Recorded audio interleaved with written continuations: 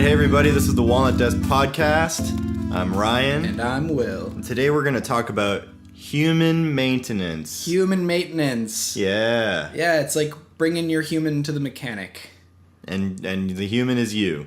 Yourself. So I'm going to define maintenance first. Are you going to define human as well? No. Okay. No, we're just going to go with maintenance because All right. I feel like you can define human however you want. That's true. That's true. Your AI, maybe your Alexa, is a human. I just invoked her name. This is going to be bad news. She's going to come on the podcast. She's not an invited guest. So maintenance is the process of maintaining or preserving someone or something or the state of being maintained. So I looked up maintain as well. Okay. And this is cause or enable, in parentheses, a condition or a state of affairs to continue. Okay. So whatever you do that allows you to continue to be a human is human maintenance. You know, that's a really broad topic, and I think it's a good one. We should dive right in. So like the first thing it makes me think of is like health maintenance. Because I just like went to the doctor and had a physical for the first time in like 7 years. Why did you wait 7 years to have your next physical? Did you get a bad review last time and you were afraid? No, I mean like Did you need to have 4 tires changed and care? Like I'm really bad at this topic. Okay. Like I haven't been to the dentist in a long time. I just like I had healthcare. I just didn't sign up to go. I didn't set up any appointments. Oh, I thought you had the option to get healthcare and you were like, nah, I don't need it. No, I just like never really checked in on that. Right.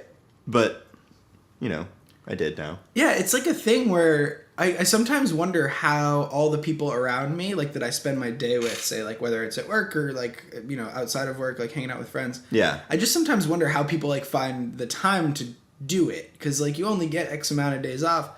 You're going to use one of those to go to the doctor. Do you take a sick day when you go to the doctor for a physical, like in order to like because like I don't ever see people being like, oh yeah, I'm going to the doctor tomorrow. I'm not going to be here. Like it seems unprofessional. Right. At least, I don't know. That's like my perception of what's going on. I mean, I rarely hear about people choosing to go take like a couple hours out of the day or take the first or second half of the day off and go to a doctor appointment. But it happens. Yeah. I hear about it. Yeah. I've done it. I did it. I haven't. Maybe it's just like workplace culture. Maybe I like feel like I can't do that, so I don't. Like I should probably just go to the doctor. I think you should probably talk to your union rep about that. No, it's not that bad. I could take a day off if I wanted to, but and I have actually. I just had recently like a physical about a year ago actually. Okay. Well, what was your prognosis before I fucking start talking about myself again? Oh, I mean everything was okay. My blood pressure was fine. I have like, no real problems. My blood work came back and everything was in the realm of normal. That's awesome. Only weird thing is that like, there's like they give you ranges for normal and my white blood cell count is exactly the bottom of that range. Like if it were lower, you would have like an autoimmune thing? I don't know. I don't know what it means. I think everyone's is probably different. I mean, your white blood cells, let's like bro science this out. Let's WebMD this. Yeah, so like your white blood cells theoretically are the things that fight infection, right? And they come from your bone marrow. They're made in the bone marrow. So low that could mean either a problem with your bone marrow. Yeah. Or that you just don't have you have a very high threshold for like when your body goes in to attack stuff. It hasn't so been that means you necessitated. have like a propensity to maybe get like sick, like lightweight sick more often. I do. You do. You get like minor colds often. Minor colds put me out, like drain my energy really intensely. Because your body's like ramping up. Yeah. Like your like baseline is lower than normal. Okay, I think so. That makes sense. I've always blamed my Lyme disease for that. I had Lyme disease, and that stays with you. And a lot of people complain about long-term tiredness with Lyme disease. Yeah. And How about doctors long-term have not craziness? validated that. Oh, really? For me. Like, in my experience, when I've had conversations with doctors, they're like, well, we don't really know about that. That's funny because I know 4 or 5 people who've had Lyme disease and they complain of that. They all do. Like, it's like my, N=4 of friends who, like, have had it.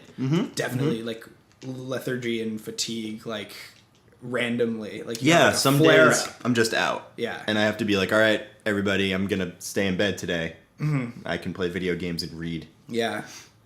Lyme disease is fucked because, I mean, do you know when you got bit? Like, did Yeah. you saw that, like, you knew it No. was happening, or did you see the bullseye? Bullseye. Huh. Speaking of doctors, I went in for a doctor's appointment because I was feeling super, super sick. It was in the summer. I went on vacation with my dad's side of the family. Went to Nickerson State Park. What state is that in? In Massachusetts. Okay. And that is presumably where I got bit. And then I went on another vacation with my mom's side of the family after that, and proceeded to get extremely sick. Had a fever of like 103, 104. Damn. I was like really going down. We went to the doctor, and they just saw this massive bullseye on my back. Shit. Yeah. And they knew right away. They knew right away. They were like, They yes, dosed you this up. is They it. probably gave you fucking like horse pills of like antibiotic, right? I don't know if I remember correctly, but I believe there was like, yeah, there's a lot of antibiotics. Were there shots involved? Yeah, I think there might have been. Yeah, like I think there might have initial been. like big ass dose. Yeah. I don't really remember very clearly. That's though. crazy. And like in that time that you had it, Yeah. did you notice like the achy joints or like did you feel like cognitive? How old were you? I was a teenager. Like, did you feel like cognitively like slow? No, not Because particularly. it's a neurological thing. Yeah, I don't know. Right. I don't know that much about it for somebody who I has it. I actually know a bunch about it because Here's me being a terrible human maintenance man. well, an ex of mine had it Okay. and her mother had it. Oh, weird. And so that's like it's clearly They should like stop going in camping high right. It's as a like family. yeah, it's clearly in like high density where she lived. Right, if both of them can get it within years of one another. Yeah. But she was saying her mother had it for years and didn't know. Right. And like would have like kill mood you. swings and like just crazy. These children are really worked up about it. Oh my god. Welcome to the neighborhood, Deskers. This is where I live. Yeah, but like her mom was walking with it Right. for a long time. Yeah. And I guess doctors are very hesitant to test for Lyme disease. Really? Yeah. I didn't know that. And I don't know if it's because like training, hasn't caught up to like the age of people in the field. Like the critical mass of doctors is like probably in their like mid to late 50s right now, right? So which means they went to medical school 30 years ago before a lot was known about Lyme disease, so they don't think that it's like an option. Right. But it tends to be like, especially in like New England, in like Connecticut, I believe, like Yeah. around there specifically is where I think it originated there. And I got bit by a deer tick and brought the did? tick to the doctor and was like, it's red, it's not a bullseye, but it's like in a place where you wouldn't see the bullseye. Like it was on Right. like my inner thigh. Yeah. And like, I don't know, I was just kind of like, can you just like test me or test the tick for it? And they wouldn't do it. That's Like fucked I up. asked for it and they said, no, we don't test unless we see the bullseye. Well, that's bullshit. And I was like, All this right, is doctors, strange. get your shit together. Preventative care is important. Right. Yeah, I mean like... But going to the doctor like sucks in Yeah. general. Oh, I agree. And getting your blood drawn as I did. Well, it's like I walk up, they call my number. It's like a number thing. This like, is take a like number. factory farming healthcare in the state of California, and I'm assuming it's through Kaiser. It's Kaiser. It's Yeah. disgusting. Yeah. So- it feels like you feel like an animal. Take a number and wait. And I sit down. I'm number 180. And they call a bunch of people ahead of me, and they finally call me, and I walk up, and it's like a line of little booths separated like as if they were tiny, tiny cubicles. And I sit down, and this woman looks at me, and she goes, "I'm a student. Do you mind if I draw your blood today?" She's like, let's take a look at it. I don't know. Did you bruise I got up? the student, and I'm gonna check if it's bruised. Yeah, it's a little bit. It's actually not that bad. No, she's way better than the pro who did my last one. Oh yeah, she was actually pretty good. Good job, student. Do you remember my remember arm her from the name. last one? I had Yeah. a bruise. It was like probably the diameter of like a CD-ROM. Right, and why did Why did I does call that it? happen? Why did I call it a, a CD-ROM? Because we're thinking about Carmen San Diego still.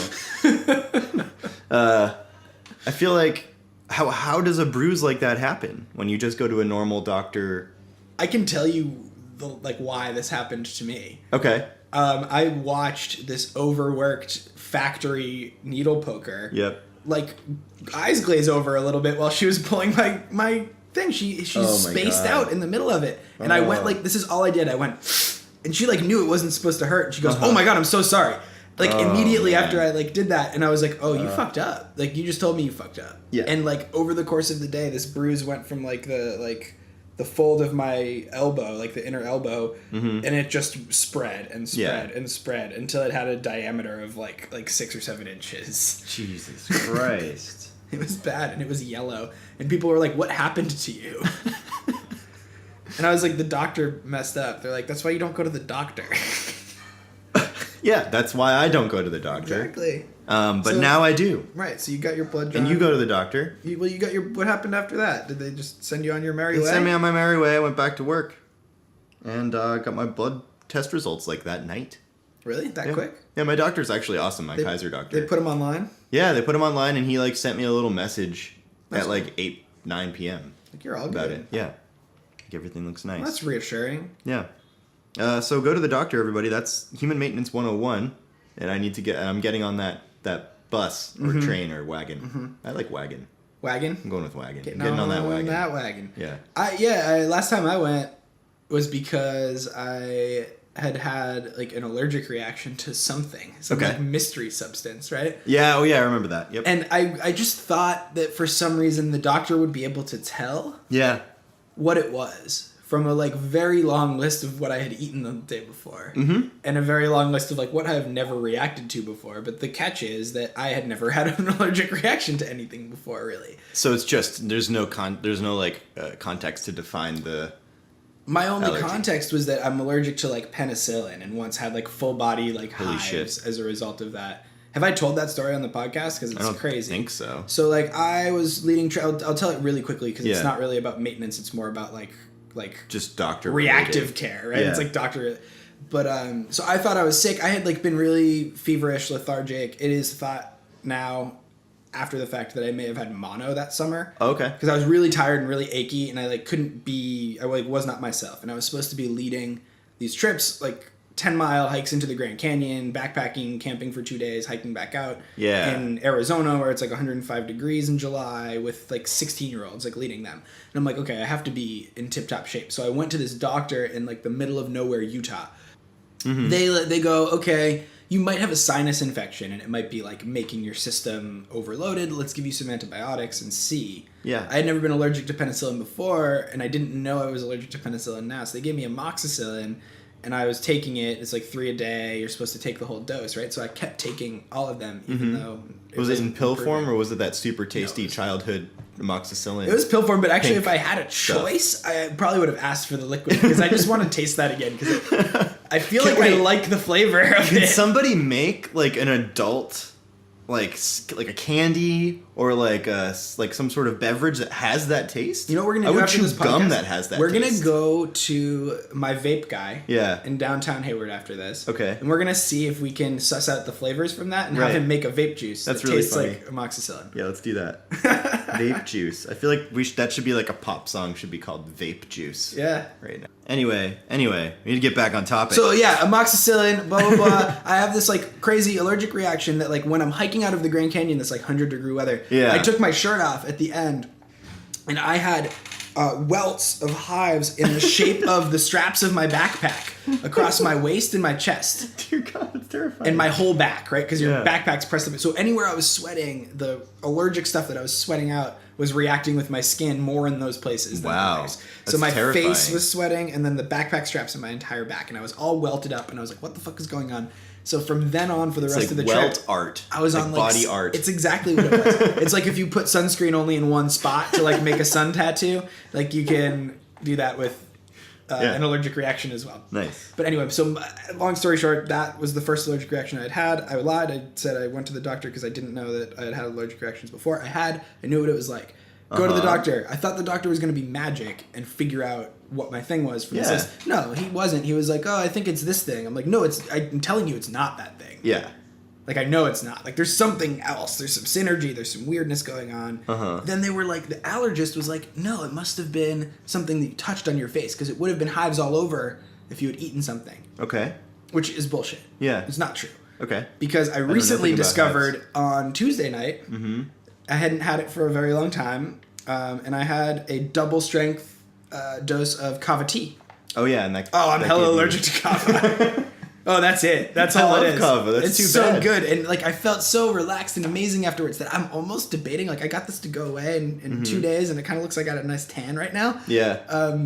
I'm kind of debating like living with a swollen face every now Just and then to to have try kava? kava. It's so good. It's sweet. It's relaxing. Puts you to bed. Puts you right to sleep. Yeah. I went to bed at like 11 that night that That's I had great. kava, and I never go to bed before midnight. Yeah, me either. So yeah, I went to the doctor. They didn't know what the fuck was going on, and I immediately lost faith in like all the people in that building when they couldn't magically figure out that I was allergic to kava. Yeah. But I figured it out eventually. Yeah. Yeah. So that's part of human maintenance is figuring it out on your own when doctors can't fucking help you. Yeah. Because sometimes they just don't want to. Or they can't. Or they can't. Which doctors? I feel like that's against the oath if they don't want to. I think there's something that goes on where they're like this, like with like you said with the Lyme testing, like that's a choice, That is a choice. You're right. and it's like it's a choice that's probably based on some cost assessment and also risk assessment in some way. A lot of the time, I think there's a lot of that going on, and I think those things impede their desire or what could be read as their desire to just help people. That's true. Yeah. But I guess I'm gonna play a little bit on the other side of this one and be like, wouldn't the risk be a huge malpractice suit if it turns out that someone has Lyme disease and they asked for a test and you didn't give it to them? Yeah. Like that's a lawsuit waiting to happen. So you would think if a patient asks for anything as far as testing goes, you should should do accommodate it. them. Yeah, but they Like don't. she didn't recommend that I not get tested. She said She I'm said not no. going to do it. Well, that's a shitty doctor. Yeah, it wasn't my normal doctor. Dr. Daly was on vacation. Dr. Daly. We've talked about him on the cast. We have. So what else about human What about maintenance? I mean, I dentists? feel like dentists. Do you go to the dentist regularly? How often are you supposed to go? Do you go once a year? We talked about this on teeth. You're supposed to go twice a year, and I haven't been in like 2. I haven't been in like And 5. I could throw a stone to a dentist from my apartment window. Right. Like I can see a dentist. Right. Out my back. It's just so unpleasant. I don't mind it. I actually kind really? of enjoyed it. Well, my aunt is a dental hygienist, so we used to Okay. go to the place that she worked before she like mom tired for a little while, and her friends were my like dental hygienists. So like Yeah. I was like the cute little nephew of their Right, friend. So right. like they were always super nice to me and like So it's a loved positive it. Yeah, it was like always a experience. positive association for me. Yeah. Well, the dentist has always been a negative one. We talked about it in teeth. I think my experience with dentists has made me hate teeth. Want to replace all my teeth with any other substance. And I'm down for that. Like I just don't hate my teeth as much as Ryan does. Yeah. So we could skip over that, but I don't go, and you should. But ultimately, what's the effect of not going to the dentist? Less radiation directly to the brain. They give you X-rays like it's like going out of style I there. know they do. And like you're supposed And to. every be time really you go to a bad. new one, you get more X-rays. And if I move around and switch jobs and switch like healthcare a lot, this is actually a serious problem for human maintenance. I think because so too. Right now, I'm in a situation where I'm switching healthcare because this day and age, you switch jobs every like 1 to 3 years when you're like young. And our healthcare was through Hannah, and she switched jobs. So I'm gonna lose my Kaiser doctor, who I like, and all of their records. I have to like make sure I get Transfer. to whatever my new doctor is. That's frustrating. And I've done that with dentists numerous times. So every time I've gone to the dentist in the past like 10 years as an adult human, when my parents haven't brought me, it's been a new person. Mostly, and I've had X-rays because they don't have my dental history, and I don't have my dental history, and there's no like global server Which is good. that I has think that's everyone's dental I think history. that's ultimately a good thing. Right, but like there's That no not way for some them to cloud access server it. that has all of my medical Well, that's what history. Watson's trying to do. Really? Yeah.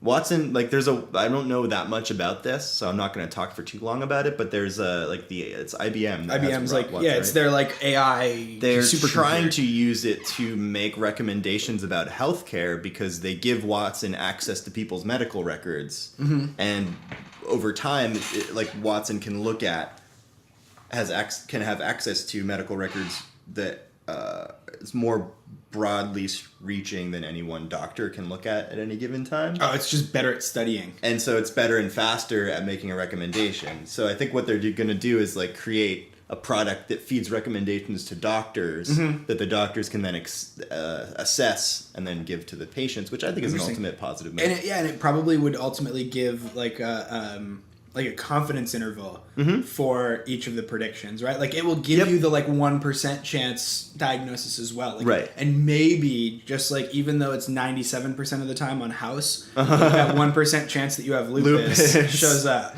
Yeah. So dentists. I think we can move on because we cover that in teeth. Diet and exercise.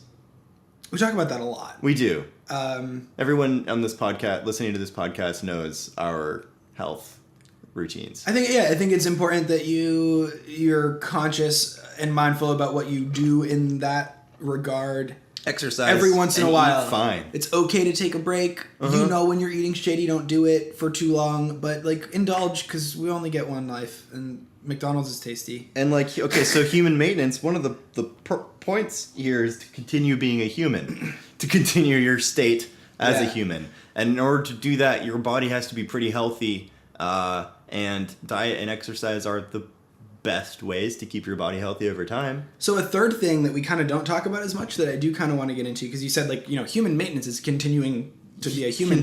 So I actually just started taking these 2 new supplements. Oh, you do supplements, right? Yeah, I do a lot of supplements. And it's mostly just like, I don't take a multivitamin. I take all the things that would go into a multivitamin and I do the right form. Yeah, because I don't think that a pill the size of one of the supplements that I'm doing can have all of the stuff that 8 pills does. I agree with you, and I'm not going to do the work to find all the supplements. Yeah. I mean, you can just take a picture of my medicine drawer if you want to. I've done all the research and we'll put one up on the Twitter. Yeah, we actually should.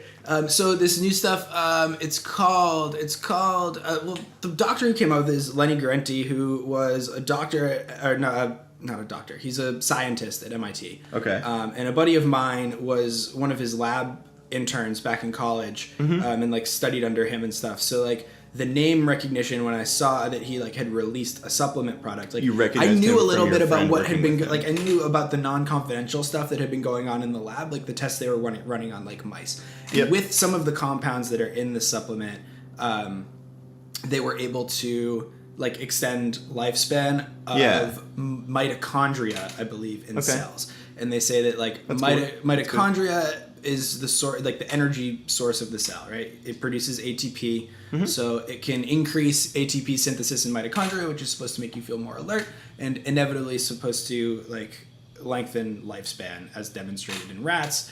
They did clinical trials. They passed enough to say like not FDA approved like nutritional supplement thing and release it. So now you can take it. My buddy was saying that this guy had been taking it for like on his own like for a while. Well, you got to test yourself. Test it on yourself. Felt like it was fine. Yeah. If you look at the guy, you don't like think like Superman. He's not like 70 and looks 50. Right. He looks his age, but he's like, yeah, cell health has nothing to do with physical appearance. Oh, of course. Especially if you start that maintenance late in the year. So like that's a cool thing. That's cool. I could walk over and get them, but we'll just put the name somewhere. Supplements in a description. Well, it's like somewhere. and so it's like diet and supplements go hand in hand because a lot of the time at least the vitamins that I take are essentially compensating for the lack of vegetables in my diet. So I also am trying to increase the number of vegetables. I've started putting kale in my smoothies every morning. Yep. Which is a big plus. Because you can't really, it doesn't really have a flavor in there. Like you get a little bit of that like chlorophyll-y taste. Oh, and I put a half a banana in there, and there's no other taste, honestly. Oh, it just tastes like banana. Yeah. I can't do bananas in the morning. love bananas. There's something about that flavor. Ugh. I don't know. Well, but yeah, but the lack of vegetables, like this last week, I ate hella vegetables and I felt great. Yeah, and it makes you feel great. Eat more veggies. Yeah. Broccoli's delicious. But that's that's like healthcare and continuing to be a human. That's like one part of human maintenance. I think we can stick like appearance maintenance under here too. Okay, like grooming. Like grooming. Okay. And like haircuts, nails, skincare. Yeah. What else? I got a funny story about nails. I was trimming my nails a couple weeks ago. Nice. And I trimmed them all, and something must have happened, like the phone must have rang, or something distracted me, and I left like one toenail untrimmed. And didn't notice for a while until it was like way longer, like until it like had really surpassed the other ones. Coke pinky nail, but like it's on your toe. But it was on my toe, and it was a mistake. And it was like really funny because one day I looked down, I'm like, I missed a toe, and that nail is really long. And I just thought that was really funny. And then I like walked around my house for 10 minutes trying to find my nail clippers, and I was like, I really must have gotten distracted because like I put them somewhere weird. They're up there. Like, I'd be up there. But I had one extra long talon. Nice. At one point, trimming my nails. What's your process? Do you cut your nails in a like arc, or do you cut them straight across? I used to arc, but then ingrown toenails, and so I've switched to straight across. It's also like faster and easier a little bit. Yeah. If there's like a sharp edge, I'll kind of trim that, I guess. Honestly, I'm gonna admit this. I like bite my nails too often. Oh, jeez. I'm a nail biter. That's bad. I do it all the time. I do it every day. Do you do anything to avoid it? Sorry, everyone. Do you put like capsaicin on your fingernails so like Sorry, you get like heat in your mouth whenever you bite them? No, I'm not interested Burn in you? really. Of all the habits that I've chosen to like either reduce or cure myself of in my life, nail biting is not one that's really high on my priority list. Okay. You know? I've never really... I've done it, like, to see if I would, like it. Because I know that a lot of really? people like it. Like, It's like I've an tried impulse. to bite my nails. Oh, I don't do it on And I- purpose I at all. don't. I only do it when I'm not thinking about It it. hurts my teeth. Yeah. Huh. It probably hurts my teeth. Yeah, but like, I But mean, like, fuck I teeth. can't do it. You know what I mean? It gives my body, Oh. like, a nails on a chalkboard feeling. Oh, really? It hurts my, Interesting. my soul. Like, I don't like Yeah. it. That's the worst feeling. I hate that feeling. Well, it's not the worst feeling. It's a really bad feeling. It's a bad feeling. Yeah, I don't know. So nails, So that's trimming nails. grooming. What else? We got hair. Haircuts. Dude, my You just dude got a was- haircut. It looks good. My dude's awesome. I finally found like a barber. It Right. took me a while since like I had a barber in Oakland, but I moved and now I found a new barber. And Yes. he's awesome. And Brandon like just crushed it. Nice. Yeah, he crushed it this time. He's like learning. He's like, oh yeah, this is all right. Let's fine tune your haircut until Nice. we get it right. Nice. Okay, cool. Yeah, I wish I had that. You don't have a place? I don't have a place. I don't have a person. Do you do the so when you don't have a place or a person, do you do the thing where you like do like Yelp roulette and you're like, there, I'm going here. And Or I do you have just, good like, experiences go and to bad Supercuts? experiences. No. I mean, I tried Supercuts a few times, and there's this woman who works at the Supercuts in Walnut Creek, and I swear to God, she's on painkillers all day. And she comes up, and How about it? she's like probably about like 56. She comes up. She's got like a lot of like Botox stuff going on, and she comes up. She looks like David She Spade. looks really drowsy, and she Okay. talks a lot, but really slowly. And she cuts your hair, and it's like not. I've got my hair cut by her 2 times, and they were very different haircuts. Neither of them were good, and I asked for the same thing both times. I literally showed her the same picture, because I've learned to do this. You find somebody with the hairstyle that you want, and you bring in the picture, and you say, just make me look like that. Because when you don't have a person, they don't know. You're like, oh, I want it to be shorter, and they don't know what the fuck you're talking about. That's true. I should do that. I think I assume that my hair people are like telepath. Yeah, And I think like- everyone kind of does, and it's not fair. Yeah. So drowsy So not lady. good. Drowsy lady. I stopped going to her, and then I found another place that's pretty good, but I don't have like a person there, and honestly, I don't get my hair cut that often. Mm-hmm. So Last time I went to Supercuts, so like I part my hair to the side, Yes. right, for work, and this lady was about to cut my part into my hair, like Wait, do a what? number 1 Uh-huh. and cut a hard part into my hair. what? And I was like, "Whoa, what are you?" I started to take the guard off. I and mean, unless stopped that's her. what you really want. Right, people do that, but like Yeah. your hair, usually you don't have that's an not inch and a standard. half. You usually don't have an inch and a half of hair on your head and a hard part. That's really like weird. You'd cut your hair down to like a 2, Okay. and then do the hard part at like a 1, and it doesn't Uh-huh. look that weird. Interesting. And you can kind of comb it over, but like no, this was like gonna be bad news. I had to stop her. She's like, "Oh, I thought that's what you wanted." I was like, "Do you see the way my hair's falling you right then now? Don't leave? change that. You can't leave halfway done. Shouldn't even shave my neck yet. That's like the only part that I can't do myself." Yeah. Oh, I do that myself. You do? Speaking of human maintenance, I take the same razor I use on my face, and I do all the way around the back up to my hairline. Oh, myself. you do it up ways. See, I always Yeah. would try to do it down No, ways, you and go my up- wrist gets all you go- weird. You put one hand like this along your hairline. Oh. And you use the other hand to pull up, and you stop when it bumps your hand. Here I am, like Boom. Like a It's problem solved for like you. a wildling. And potentially for listeners, apparently. Yeah, that's bad. I always thought I had to go. Like I always go to the barber more often than I thought because like my neck hairs are getting out of control. Yeah, you could. I mean, like for listeners, I am a very hairy person. If we're talking about human maintenance, Hairy. I have to take care of a lot of neck, side, shoulder, head stuff. Like if I didn't shave, my beard would connect with my chest hair. Nice. 100%. For like You should do that. for like a significant portion of it actually would connect with my chest hair. That's pretty embarrassing. I should do it. I think it's cool. I can't do that, so I like think you should do it just so I can see what that would look like. Like that's insanity. If Yeah. you could, but you can't grow your chest hair out. That's the problem. Like you can't get like a beard of chest hair going. It's as long as it's gonna be. Right. It's pretty long. It's long enough. Yeah.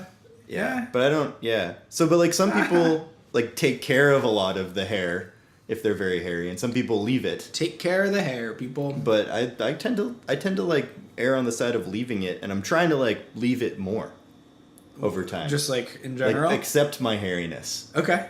Are you gonna grow your hair out? Yeah, Like I think long? so. I don't know. I've never done it before, and I'm 30, so I feel like if I'm gonna try it and see what it looks like, now is the time. Well, like yeah, and then you can get it to a point where it's like long and presentable, and you're like, oh, weird. Like Right. that's how people like maintain this like long hair thing. The problem with the human maintenance element of trying to grow your hair long is all of the strange stages in between. I've done this before and given up. Mm-hmm. So like, there's a stage right now that is awkward stage 1 where it goes from short haircut to medium haircut, and I don't know what the fuck to do with the hair that's on the top of my head because it neither goes backward nor sideways and doesn't? looks normal. Really? No, it is that doesn't just look because of normal. like where you're at right now? Like, Yeah. you're just- So it can't go back, and it can't really hang on the side. So it kind of has to like stick up in the front in a poof a little bit, and that's the best it can do. But I don't know. It's just there are many awkward stages. I don't really know what hair maintenance is like. Can what are we you showing just me right for now? a moment What is take a this? look at the awkward phase of me at age 18 trying to grow out my hair. This is as far as it got. Oh yeah, your hair is Where like the- mine. It's where poofy. the top of it is like it's like 4 or 5 inches off my head to the top, Yep. and it's like in my eyes. Yeah. And the back is straight down. Actually, this is a terrifying picture because you and your friend playing the guitar. have the same. You have the same posture, so it looks like you're choreographed. But also, it's like your faces are blurred, and it looks like The Ring. Oh no! Do you want to watch it and see Is what your happens? friend alive right now? As far as I know, I just realized when I said that that's a very sensitive question to ask. He's in my fantasy football league, and as far as I know, he RSVP'd for the draft next week. So I think, and Nice. we'll confirm if he is alive. All right. I mean, it would have been Wednesday. it would have been like a long con ring kill. Oh, if he was like dead the whole time. From 18, no, if like from 18 we knew that you were gonna ring die and it didn't happen yet, and you're like 30. It's kind of like It Follows. Yeah, it is kind of like It Follows. And you blew my mind, just to be way off topic. With human, I mean, we want to stay alive, right? So you can't get taken by the You can't It get Follows taken guy. by the It Follows disease. So guy. you told me, I was like, I for a moment thought that like that might be the scariest movie. Because like to have this slow moving thing that's always after you at all times, like you always have to be awake and moving. Yeah. Or else you're fucked. Yeah, and like, that's not what we want to do to continue to be humans. But then I was like, I don't feel like the It Follows thing would happen for me. Like I feel like I might You could just, have like, sex sleep with frequently somebody enough and then that like I keep- won't get it. But then you guys blew my mind when you said that no, it goes back down the list afterwards, which I missed. As it kills people, then it goes to the last it goes person to the that had previous it. person. So you can't Eventually, ever get the away original from person it. will die, wherever it originated. Fuck. Listeners, if you're the one who originated the It Follows sexually transmitted disease, it's coming for you too. Again, it's coming back for you. It's coming back. We say don't go back, but the It Follows person goes back. It goes back. Never go back. So like hair, nails, skin. Skin. So let's talk skin stuff. Do you do skin stuff? I wash my face when I remember to, Nice. which is usually once a day. Yeah. Like if I do it in the shower, I probably will forget to do it at night. Uh-huh. If I don't do it in the shower, I'll like tell that it's like gross. Yeah. I'll wash it off. Do you wash your face or skin yourself? I skin myself every day. All right. I think it's called flaying. No, but like I use, I actually am pretty focused on this because when I was a teenager, I had really bad acne, or what I perceived to be really bad acne. Right. Which probably no one noticed. Like I felt the same way, right? It's just yeah. But like I don't have like scars from it or anything, but I use these are all habits that are like layover from me trying to figure out how the fuck to combat acne as a teenager. But it's like I use the little like exfoliating like face like wash scrub in the shower every morning. I use it every day, and then I put on like what is it called? Like astringent, the thing that closes up the pores. I do that too. Put that on, and then it feels good. I like the It feels great. I like the burn of when it evaporates, and it's like everything's all tight and shit. I like I'm the burn perma too. Smile. I put it on after like shaving, and it's like a really good aftershave because it smell closes is up the good too. pores. You're like, just put alcohol in my skin. Put alcohol in my skin, sweat alcohol out of my skin, and then rub alcohol all over my skin. I think we found the secret to human maintenance, and it might be alcohol. Hey, everybody. Cheers to that. Walnut Dust says alcohol is the human maintenance cure-all. Anyway, and then I also put on moisturizing stuff. And I use the body kind on my face. What? Yeah. You're a 'Cause crazy I'm dry person. as fuck. And because I don't give a fuck. The label says not for face, and I do it anyway because I'm a bathroom badass. I do. So I pay attention I skip to the that. moisturizer. How do you deal with that? I feel like I've got grime all over my face all day when I put moisturizer on. It's like it feels weird. I just do a really small amount and like rub it in. Like for a while? Yeah. Like how long does it take to rub it? Maybe I just don't know Like how a 1 to 2 minute. Oh. That's slow a long time. rub in. I also like my beard too, so I put like the beard oil on after, which feels great. That stuff's awesome. Smells great. 'Cause you smell like the woods when you're done. I love that. But there's really bad beard oil out there for you beard folk. I guess this is stupid and trendy, so I don't even know if I want to talk about it. But like beard oil. Yeah. But like it smells good, so at the very least, it's like a little bit of aftershave. Make sure you get the good beard oil. Don't get the cheap stuff, man. It smells stupid. Mine smells stupid. Here's a human maintenance thing that I want to bring up, especially to like male listeners in our audience who wear shit like fucking Axe. Nobody should be doing that. That is not curing the fact that you haven't showered, and it's not making anyone think that you smell good. Stop it. The first time a student of mine comes into class either with Axe body spray in their hand or smelling like enough of Axe body spray that it causes a problem. It's not human Febreze. I give a speech to every single one of my classes where I say if I see it, I take it and I Really? throw it away. Really? Yep, and you're not allowed to spray it. Like, I'm going to make you go get a new uniform shirt from the office. Wow. I can't stand it. It gives me, like, immediate, flashbacks to being 12. Yeah. Which I don't need when I'm, like, teaching in a middle school. Yep. And 2, it, like, makes the room, like, you can, like, feel, like the smell is like a cloud. Yes. Like, it almost makes your eyes water. Yeah, it's terrible. How terrible it smells. I remember, so the other day I was walking down the street, Hannah and I were going out, we're going to go to dinner, and we just walk, this guy gets out of his car like maybe 10 feet ahead of us and walks out, and then we just get this whiff, and we both start coughing and saying like, oh my god, and the dude turns around. So like, public shaming for axe wearing, I guess, is effective. I think it's real. And we also, if there's something going on in your apartment complex because... But don't shame anybody for wearing We walked axe. by a lady... Don't shame people for wearing axe. You totally should. Shame to you, listeners. Stop doing it. But we walked by this lady in your apartment complex a couple weeks ago, and I couldn't breathe for a while. I know. Don't spray shit on yourselves. It's like, I remember but when not I too was much. in middle school, Axe, you would spray it, and the room would smell worse. That you would spray it, but most of it is aerosolized. Right.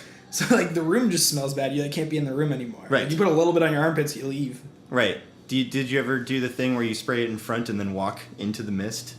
No, I didn't. When I was an Axeman. That's what I imagine. When I was the people Axeman, doing. I didn't think of that. That would have been the right way to do it. Okay.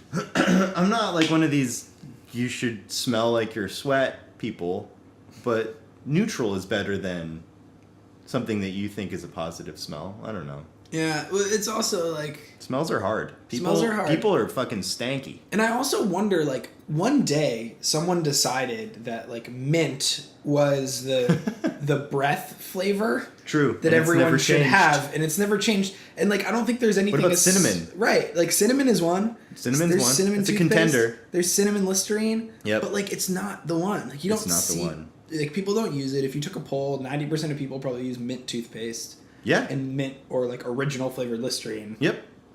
You just called mine. Yeah. It's weird. Which one do you use? Mint and What kind of Listerine? Cool mint Listerine. The the bluish blue. green one. My grandfather used to use the brown one, like the original. I've tried that. What does it taste like? I've never tried it. I can't remember. I remember it being fucking disgusting. It looks like it would taste like whiskey or something. Yeah. It's just very like I'm trying to remember the flavor. I'm trying to remember the taste. The flavor is probably like antiseptic. It just tastes like the alcohol-y part. There's no mint to it, I don't think. Mm-hmm. But like, yeah, mint. Like, mint has a monopoly on like mouth flavors. Clean. I think we should come up with flavors. another one. What do you think is another human maintenance? It's got to be like crisp taste smell, right? Because like what's interesting about mint is that it kind of like cuts. What about like a cucumber melon? That would kind work. Of thing. That'd be okay, but I think like the sweetness of the melon would be like kind of weird. But I guess mint is sweet too, so it can be. It's all fake sweetener. It can be. What about I had one. I had a good one. I lost it. Blue raspberry. Ooh, blue raspberry. No, not blue raspberry. What about curry? I do like the taste, yeah. But I don't want to like my breath to smell like it. Like I would like to eat it every day. And who decided that garlic breath was bad? It's delicious. Garlic is amazing. I'm actually not offended by garlic. What about garlic mouthwash? You just like lean into it, go deep. Yeah. On the breath. And only exhale with your mouth open. Mouth breathe. There's a human maintenance thing. Don't mouth breathe. Why not? I don't like it. What if you have like a permanently stuffed left nostril? Well, then you're fine. Then you're fine. Yeah. I think I might mouth breathe, and I feel like that's no, I don't. I would notice. Is it like more? Yeah, pronounced it's than pronounced like, with some people. Like everyone does it a little bit sometimes, right? But like, oh yeah, no, I don't mouth breathe. I just like did a breath and realized it's not through my mouth. Right, but it's loud. Okay. Like you think of remember the like, what is it, the Hey Arnold intro when the dude's mouth breathing over Angelica's shoulder. The guy that she punches in the face. She throws her fist backwards. Yeah. I've always like.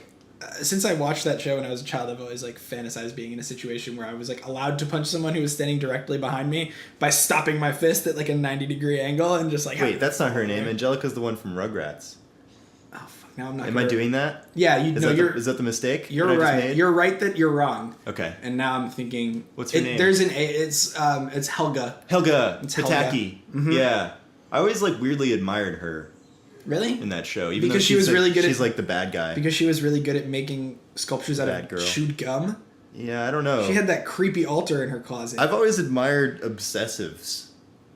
Like obsessive Say more about people. That. That's interesting. I feel like obsession. Like at some point in my life, I was taught by some sort of validation that like obsessiveness and like admirable intelligence are somehow related.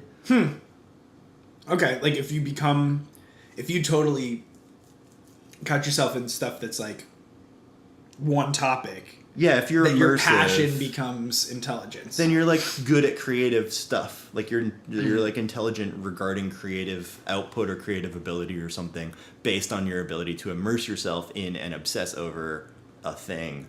Okay. And so I feel like when I've seen characters, especially as a child, that were obsessive, I admired them. Okay. All right. I thought she was creepy as fuck. She was taking used chewing gum from Arnold and making a statue in her closet. Well, you never did that? As a memorial. No, I didn't. And I'm just like, I'm thinking about the question that I don't want to ask you is like, what was your sculpture made out of? Oh, I don't know. I didn't have a sculpture. Yeah, I really didn't have a sculpture. We believe you, Ryan. We believe you. So we did skin and hair and face maintenance. What other kinds of human maintenance have to occur? I think about this. I think about another one a lot, actually. Brain maintenance. Brain maintenance. Like the idea that you should be playing like little logic puzzle games to keep your brain active. You should be using different parts of your brain every day. Like Lumosity, the company that just settled a multi-million-dollar lawsuit because the product doesn't do anything. Yeah, I don't believe it does anything. I've used it. I've never paid for it. But you think you should do that anyway? I think you should like play chess. Okay. And like or like a video game that requires read strategy. books and play video games that require strategy and like just. I'm not sure that there's any like lumosity. Like there's no like validity to the idea that you can do a little stupid game and improve a certain type of thinking. Mm-hmm. But I do think that you should do different types of thinking every day. And you Okay. shouldn't just like get up, go to work, come home, watch television, go to sleep, and Mm-hmm. then not try and fuck with the patterns that your brain is learning to go through easier and easier every day. Force your brain to create other neural pathways. Through through routine breaks. Through routine breaks, through just mixing up the routine, just creating diversity in the kinds of thinking that you do. Yeah. It's interesting when you say reading, because like a thing that's interesting is like Because nobody disciplining- reads books. But here's the thing: is I can read nonfiction all day long. Like, Okay. I feel like I'm learning stuff about the world. I've had a really hard time in the last 3 or so years getting into fiction, and I have some That's really so sad good. to me. But I have some really good books that I know I like, that I I've know. already started and know that I like. But it's been really hard for me, and I think what I need to do is like turn the phone off, let's disconnect the internet, and let's like dig into why. sit down and read the book. So the you- distractions. If let's I'm reading a walk through book it. and Yeah, I you're get a sitting text down. message, Yeah. I'm immediately sucked out of the world that is created and dropped back into my world, whether I want to or not. Like I feel like I Okay, need to protect okay. my fiction reading time. But with You nonfiction, do. it's my world that I'm adding knowledge to. Yeah. So it's It's easier. that way It with doesn't fiction, feel like a too. break when I get sucked out of a nonfiction book. It feels like I can go back with lesser consequence. Yeah. Then it takes like a lot of mental energy to like shift back into like the world of Infinite Jest. Right. Where like things are very different from our world. Like for the listeners out there, that's the book I've been reading. Right. And I had a really good routine where I was like turning off my phone and like disciplined reading this tome. I haven't read it before, so I'm Yeah. really excited to get through it. The story's super compelling. It So gets much better fun. every page. Yep. I love it. I got like 150, 160 pages in, and then I had this like routine break. Yeah. Where I went on a trip and I brought the book, and it was just so big. It wasn't something that I could read between sessions. Oh, absolutely. It wasn't something that I could like carry around in my backpack like comfortably because No. it's big.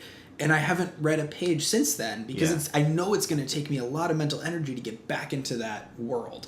And there's this like barrier to entry that for some reason I don't want to or haven't broken yet. Yeah, and that's okay. So that's like, I think the barrier thing is why it's important to make yourself do it, because I feel like the more you do it, and I've noticed this with myself, so that's what I'm talking about. I'm not talking about other people. The more I do it, the more I read fiction, the easier it is to do.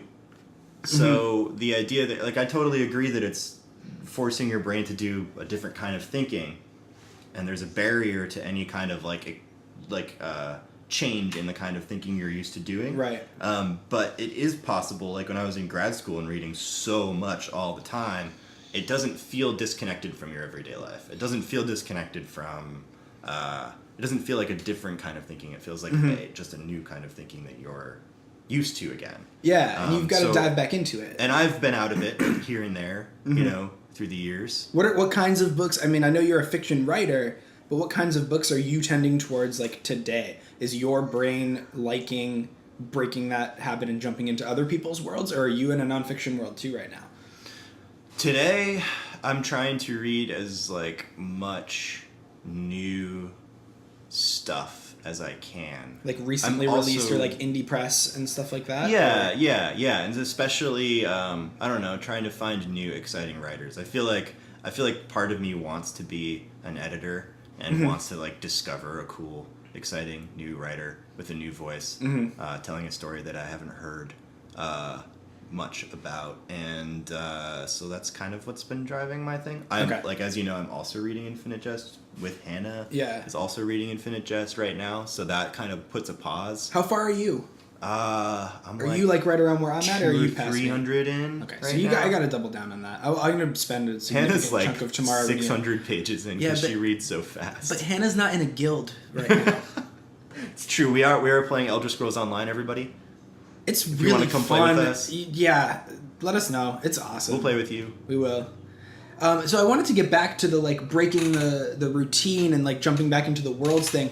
Like I think that like in like cognitive like restructuring, when people like talk about like changing routines and changing behaviors and stuff, there's this interesting like philosophy that says that your thoughts can't change your actions actions change your thoughts. So in order to get back into the world of reading, you actually have to go do the reading, not think about like why you can't get back into, like, even sussing out the reason why isn't ever going to change the habit of you not doing it. It will never break the barrier. Yeah. Right? So like it's crazy because like you do have to do it. Well, understanding something won't change the fact that it's there. And that's true for the barrier too. Exactly. Right? And I just find that like just put it on the to-do list and don't be someone who leaves stuff on your to-do list at the end of the day. And it's hard for me, and I imagine because I think you're similar to me in this way, to stop believing that thinking about it is the thing that gives me control over it. Exactly. Like, yeah, I've solved why I don't read, but it doesn't make me read. Yeah, it will never make you read. I've just outsmarted my problem. Yep. But the problem's still there. But also, so we brought up gaming. I think like video games are a really good way to break up the kinds of thinking that you do. It's really interesting what different kinds of thinking. Yeah, like it's restructured a little bit of the way that I feel like compartmentalize, and like it's put different working parts of my brain, and like remembering how much stuff I have in my fake bag, and like remembering how far away fake land is from fake me. Yeah. And so in this game, Elder Scrolls, like you do have to remember things for long periods of time. And it like if you don't, it's okay, but it puts you at a disadvantage, and more so than in my real life. So, like, I'm more able to look something up on my phone and not actually use the memory part of my brain very often in my day-to-day life. And I find myself in Elder Scrolls Online actually having to remember things in a way I don't usually. Like which items, like, valuable. Yeah, or, like, what I'm trying to do when I come back to the game. Yeah. Like, what my goal is. That's something I'm bad at. I should just take notes. I mean, like, I think I also don't rely enough on, like, maybe you don't need to retain all of that information in your head. Maybe you just need to be better at taking notes and trusting your note-taking ability too. Right. But I don't do that. Yeah. I don't take very good notes. So so I want to ask you a question that's interesting to me before we shove off for this topic. So we've talked about like taking care of your health so that you continue to be a human, taking care of your brain so you can continue to be a human. How do you think about the balance between like mental care and physical care and sort of like end of life trying to create like, because you don't want your body or your mind to go first. How do you personally will conceptualize and think about and try to act on in a human maintenance way the preserving yourself as a human physically versus mentally? It's really interesting that you ask that because it ties in a lot to like human maintenance as far as like I do make conscious choices. I'm very much more afraid of my mind deteriorating first. Yeah, me than too. My body. Like I do terrible things to my body, right? Like binge things and eat fast food sometimes even though I know it's bad for me, and skip my workout because I'm tired, like things like that. But I will not like anything that like is supposedly good for my brain or my memory, like I eat that shit up because I just have this terrible fear of like either getting dementia or Alzheimer's. Like, yeah, me too. I don't use aluminum. Right? Oh, it's in my family. Okay. I don't use aluminum like hardly at all. Okay.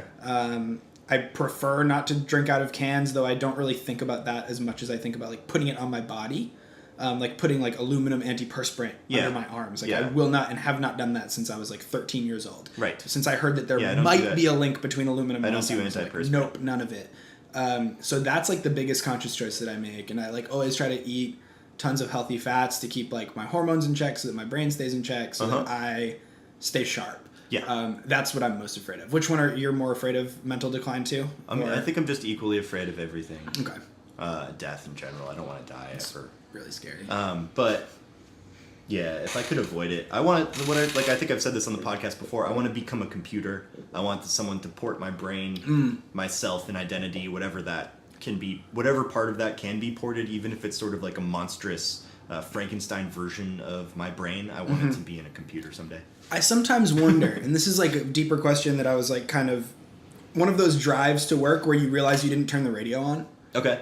And you're like way deep in your thoughts, and you're like, I didn't even mean for this to happen, but like I'm having this crazy thought right now. And I was thinking about, what's the guy's name? Peter Dinklage. No, I wasn't thinking about him. But I will be tomorrow for the Game of Thrones season finale because that's super exciting. And that maintains the fantasy part of my brain very well. I was thinking about those like life extent. There's like a guy, really, I've said his name on the podcast before, really like prolific, like anti-aging, like he's the blood boy guy. Okay. What's his name? He's got the blood boy, and he gets young blood transfusions. It's disgusting. And he's trying to like live forever, right? Okay. And I was thinking like in our current political climate, and I know we don't really love to get political on this show, but like I think I have to. I don't mind. I wonder, and I'm a little bit afraid that like some of the negativity from like older generations than us might be the first to be immortal, and like some of these like toxic human ideas that are spreading in culture now like might be set in concrete because these people with these ideas get to live forever.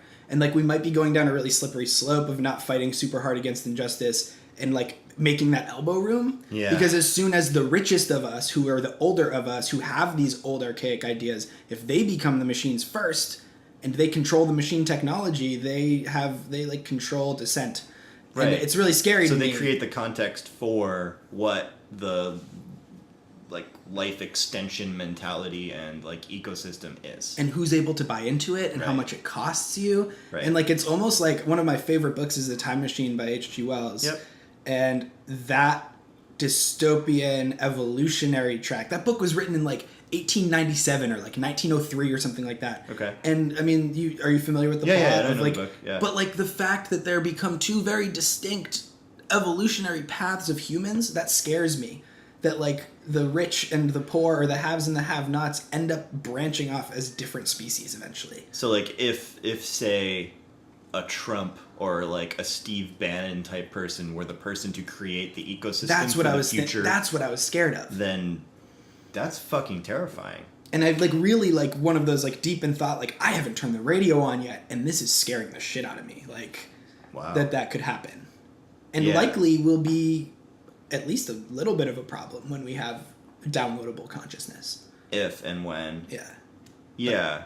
Well, it'll be interesting to see because I'm not aware of anybody who has like tried and fucked up any part of that process.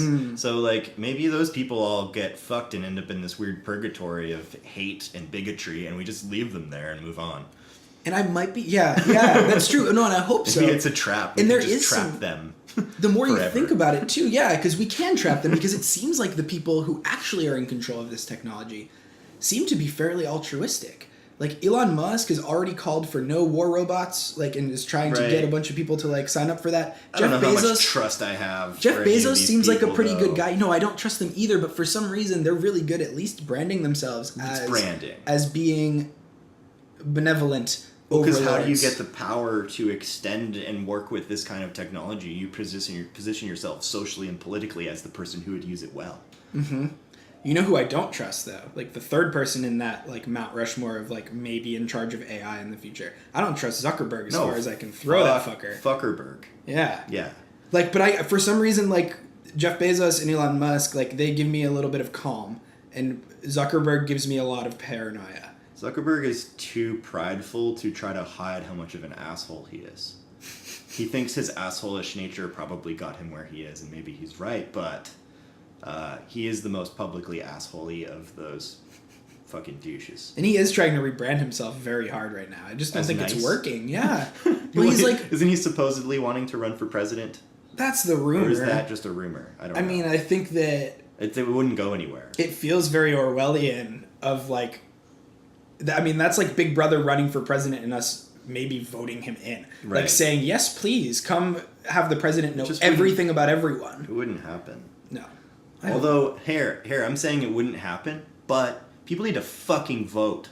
Mm-hmm. Listeners, if you don't vote, I'm not judging you for past situations, but starting with the midterm elections, get off your fucking ass and go vote. No, not starting with the midterm elections. When you get the fucking flyer from your city, go vote for your school council. Definitely. Go vote for your selectmen, because that's how these motherfuckers get into power. Hey, you crazy people who tend to the Republican Party and have all these like anti-social equity stances, they start at your local government. They totally people enable them to get a platform. They don't just become senators.